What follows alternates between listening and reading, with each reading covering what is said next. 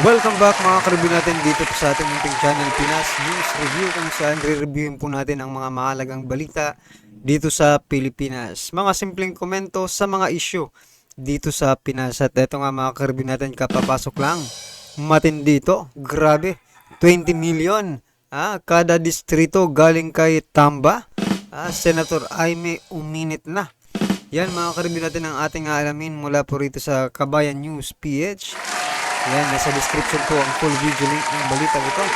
Subscribe na po kayo, at kung bago ka pa lang at di pa po nakapag-subscribe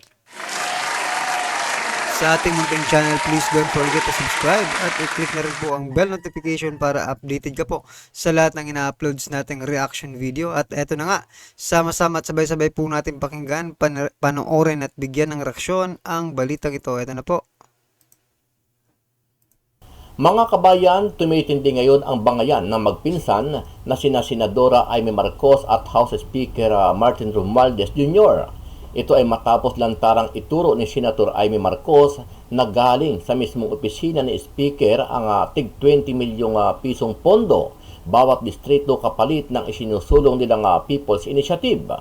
Definitely, yung opisina niya ang nag-alok ng 20 million kada distrito. Definitely, nanggaling sa kanila yung very attenuated timeline. Pero agad itong pinabulaanan ni Speaker Romualdez at sinabing puro marites lang yan, partikular ang mga pinapalabas na chismis ng Senado. Ito ay kahit marami ng ebidensya na siya ang nasa likod ng pangangalap ng pirma para sa charter change. That is baseless, prove it. Kasi maraming marites na lumalabas yan sa Senate. A lot of speculation. Sinabi ni Senator Aimee na hindi sumusunod ang kanyang pinsan sa utos mismo ng Pangulong BBM at wala siya umanong kwentang kausap, bagay na lalong uminit ang ulo ng senadora dahil sa lumalalang tensyon sa pagitan ng Senado at Kongreso. Panay ang press release na tapos na. Ibig sabihin, hindi si Speaker sumusunod sa Pangulo. Walang kwentang kausap ang hindi tapat. Is the entire government running rogue? The Congress is defying the agreement with the Senate that was forged in the presence of the President. Dahil sa naging pahayag ni Senator Aimee, hindi naman nagpakinag si Romualdez kung saan ay sinabi niya na patunayan na lang ang mga paratang sa kanya at dapat na lang daw mag-focus ang Senado sa kanilang trabaho at wag nang makialam sa PI.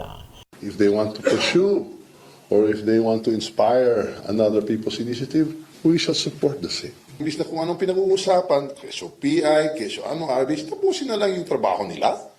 Diba? Yung LEDAC, yung SONA priority. Samantala, umamin naman si Senator Joel Villanueva na marami na siya natatanggap na ebidensya na galing sa mga congressman at tauhan ni Romualdez ang mga suhol sa mga mayor kapalit ng pirma ng kanilang mga distrito.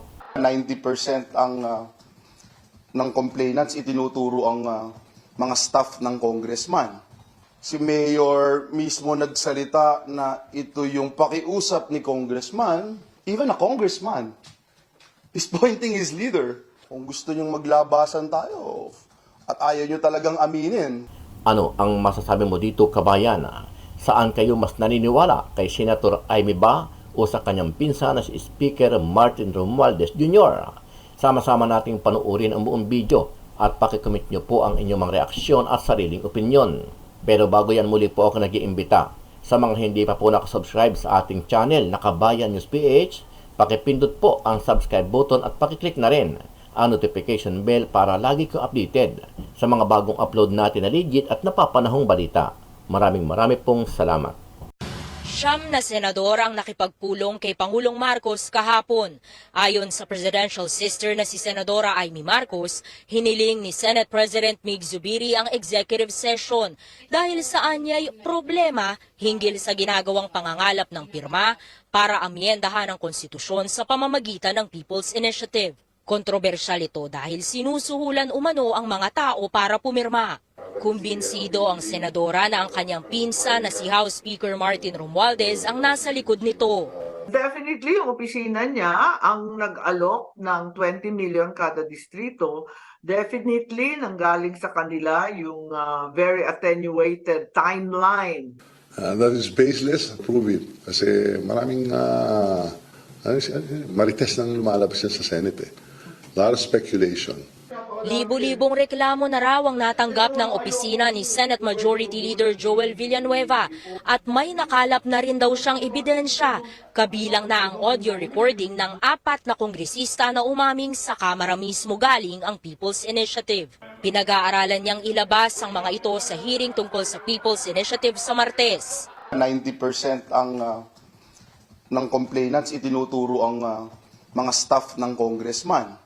Si Mayor mismo nagsalita na ito yung pakiusap ni congressman, even a congressman, is pointing his leader. Kung gusto niyong maglabasan tayo. So, eto lang mga karibin natin, no. Nakakapagtaka po, no, kasi kung talagang People's Initiative po ito, kung galing talaga sa taong bayan, malamang sa malamang, hindi po patungkol sa tsa-tsa ang gusto nilang ipanawagan, 'di ba? Kung ako, 'di ba?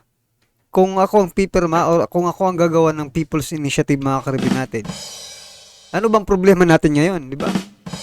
O sige po, meron kayo dito para utusan natin itong mga congressman, senador at kung sino mang mga politiko na pababain po ang presyo ng mga bilihin. Diba? Problema ba ng taong bayan yung tsatsang yan? Diba?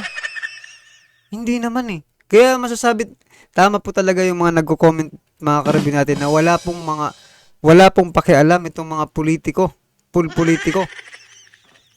sa kahirapan ng taong bayan, no? Wala po talaga silang pakialam. Ang gusto lang nila, manatili sila sa kanilang mga posisyon at magtamasa ng magandang buhay, di ba? Ako naman talaga. Kaya masasabi talaga natin lahat ng pumirma dyan ay hindi nila alam or invalid yan, mga karibin natin. Kasi hindi po yan talagang gustong isisigaw eh. Parang yung People's Initiative, mga karibin natin, parang sigaw yan ng taong bayan eh. Kung ano ba talaga yung gustong iparating ng taong bayan, di ba? Sigaw ng taong bayan. Sa lahat ng social media platforms, mga karibin natin, naririnig po natin pababain ang presyo ng mga bilihin. Yung mga necessity ng taong bayan, lalo na po yung bigas, di ba? Kasi araw-araw po yan eh. Kaya ang masasabi ko lang dito, mga karibin natin, parang niloloko talaga tayo. Di ba? Habang naghihirap po ang taong bayan, etong mga congressman, no? Ang House of Representatives, mga ka-review, ay gumagastos ng billion yan, mga ka-review natin, Billion siguro ang gagastusin. Diyan sa pamumudmud ng 20 million kada distrito. Diba? Pero walang pera ang Pilipinas, mga ka-review natin, na babalitaan natin, diba? Kapos ang Pilipinas ngayon, diba? Walang pera, pero kung gumastos ang mga inayutak na ito, parang sa kanila lang, diba? Para sa kanila lang talaga. So, pakinggan po natin yung balita, mga karabin natin. At ayaw nyo talagang aminin. Para kina Marcos at Villanueva, may trust issue na o mahirap ng pagkatiwalaan ng mga kongresista, lalo na't ayon sa senadora sa naunang meeting ng Pangulo kasama ang mga mambabatas noong January 11, malinaw na napagkasunduang ititigil na ni Romualdez ang People's Initiative. Panay ang press release na tapos na. Ibig sabihin, hindi si Speaker sumusunod sa Pangulo. Walang kwentang kausap ang hindi tapat. Is the entire government running rogue? The Congress is defying the agreement with the Senate that was forged in the presence of the President. Kanina, nakatanggap si Zubiri ng sulat mula kay Romualdez na nagsasabing suportado ng Kamara ang kanyang panukalang Resolution of both Houses number 6 na aamyenda sa economic provisions at susuporta rin daw ito kung magsasagawa ng sariling People's Initiative ang Senado. Nainsulto raw si Villanueva rito dahil para sa kanya, nilinlang ng Kamara ang Senado sa pagpuslit ng People's Initiative. Nakakadiri at nakakasalukasok at nakakainsulto ba? Nakaliwain ka ng asawa mo? And then sasabihin sa iyo ulit, o para we make amends, mga liwa ka na din. Giit naman ni Romualdez, nais lang ipaabot ng Kamara ang pakikiisa nito sa Senado, pero may patutsyada rin siya. If they want to pursue or if they want to inspire another people's initiative, we shall support the same. Imbis na kung anong pinag-uusapan, keso PI, keso ano, RBs, tapusin na lang yung trabaho nila. Di ba? Yung LEDAC, yung SONA priority. Mabilis na nilinaw ni Senate President Mig Zubiri na walang diskusyon para sa People's Initiative mula sa Senado dahil dapat totoong manggaling ito sa taong bayan. Umaasa rin siyang mapipigilan ang nakaambang constitutional crisis. Hinamo naman ni Speaker Martin Romualdez ang pinsang si Senator Amy Marcos na patunayan ng aligasyon nito laban sa kanya. Ayon sa Senadora, ang House Speaker umano ang nasa likod ng 20 million pesos na alokasyon para sa congressional districts upang isulong ang People's Initiative at timeline para sa charter change. Spaces, siguro, kausapin mo na siya. Magmamarites siguro, nakikinig sa mga marites. Like, prove it and, you know, she has the proper, means and ways to go to whatever phone or to the phone.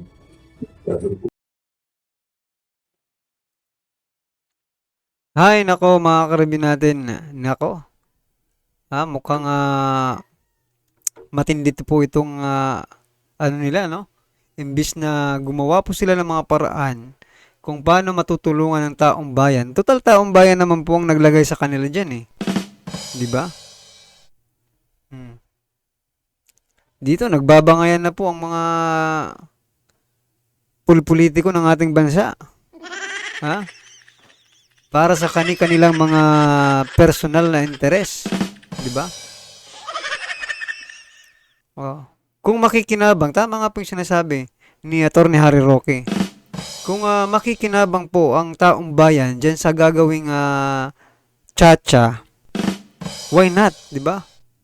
Pero kung yung makikinabang lang ay yung mga politiko, aba, wag na, di ba? Sa bagay, ganun nga po eh. Inaano nila tinitake advantage nila yung kahirapan, no? Ng ating mga kababayan, nating lahat, no? Para dyan sa pagpirma ng People's Initiative, di ba? Paano natin hindi masasabing nagtitake advantage sila? Kasi mahirap po nga ang buhay ngayon, mga ka-review. Kaya kung ikaw, no, pipirma ka lang at sasabihing ayuda, saan ka pa? Pirma lang, may pambili ka na ng bigas. Diba? At oo nga po eh. Sabi po na nag-comment mga karbi natin, yung tinitik advantage ng mga politiko ay yung edukasyon at necessity ng ating mga kababayan. Which is natutuon naman po mga karbi natin, di ba? Kung kulang ka po sa edukasyon, malamang kulang po ang iyong makukuhang impormasyon, di ba? Kulang na impormasyon ang makukuha mo. Ngayon, kung kumakalampa ang iyong sikmura, di ba? No choice na.